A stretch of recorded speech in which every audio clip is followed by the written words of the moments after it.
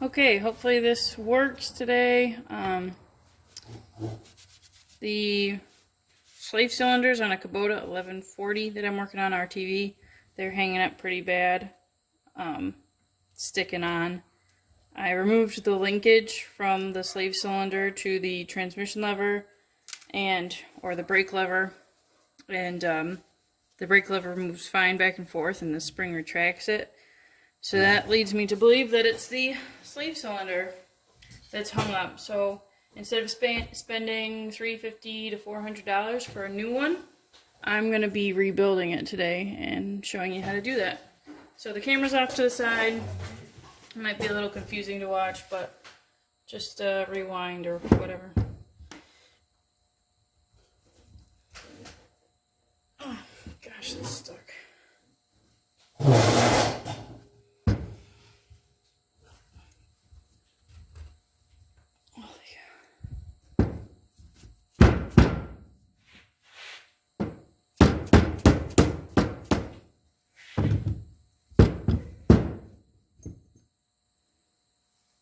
Yeah, you can see a little bit of rust in there.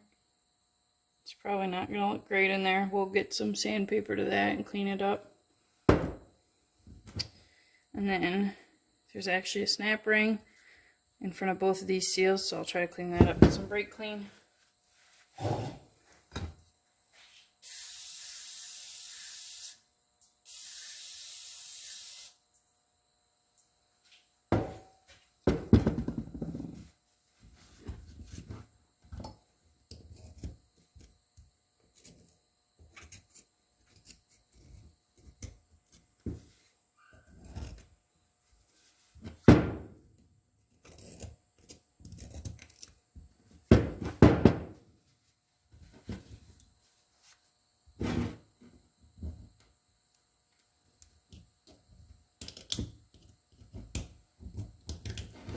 There we go.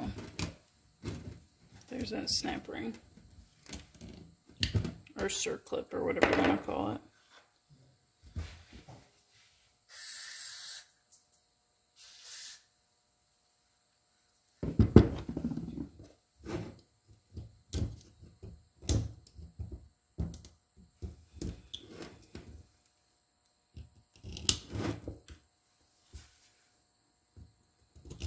Now I'm probably going to have to take some heat to these seals, or at least the other one I just did.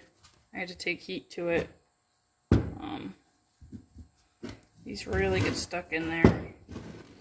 The only thing I'd suggest, and if you got tougher nostrils than I do, no need to take the rubber out with the heat, but if you take the rubber out, it'll be a little bit more pleasant.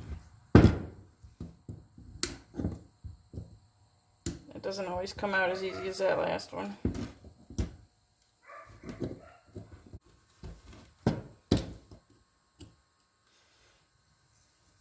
There it is. That pick just took it all out. With another shot of brake cleaner.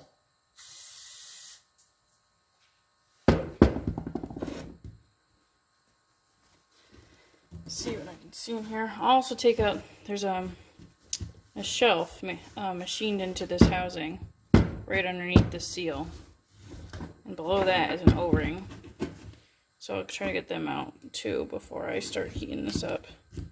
So there's the big sided O-ring, there's that little one. Alright, let's see if I can get this up without heat, and if I can't, I'll be heading over to the bench.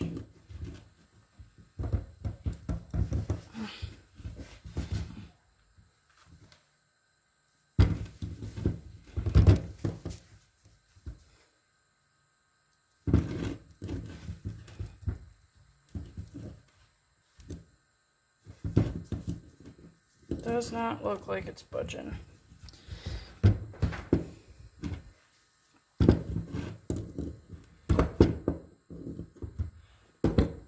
That one's not going to come up very easy at all because it's so much smaller. Just go.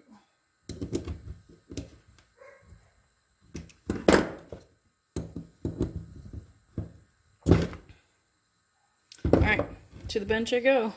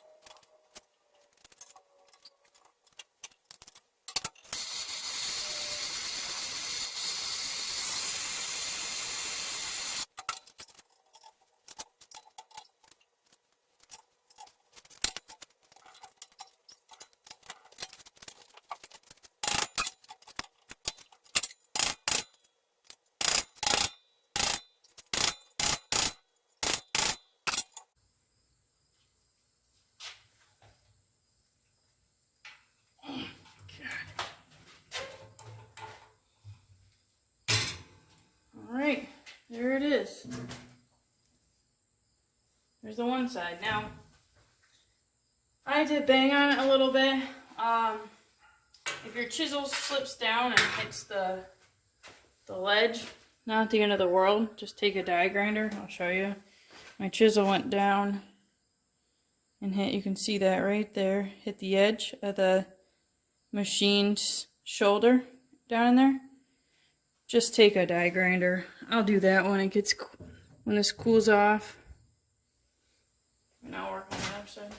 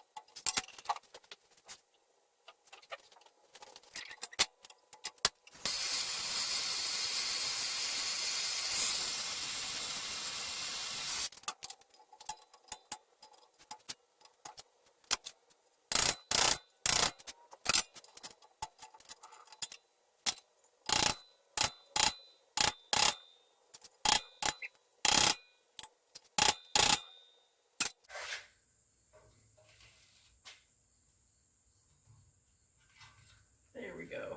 Finally.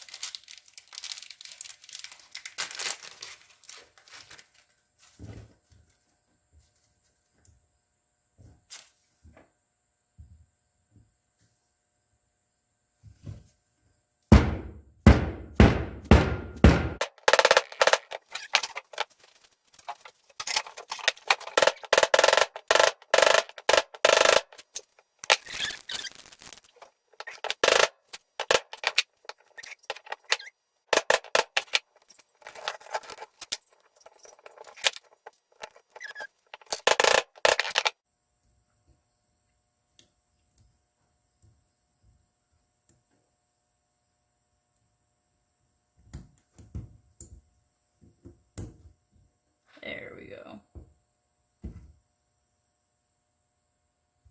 That's in there now.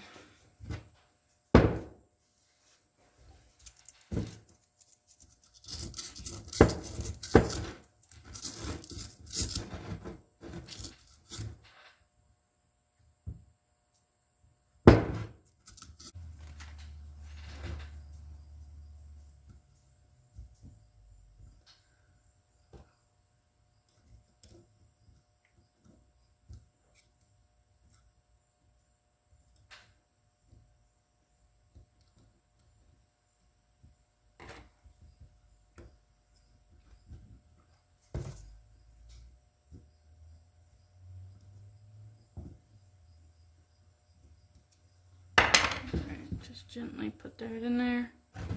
Make sure it's not rolled or anything, which does not look like it is in there.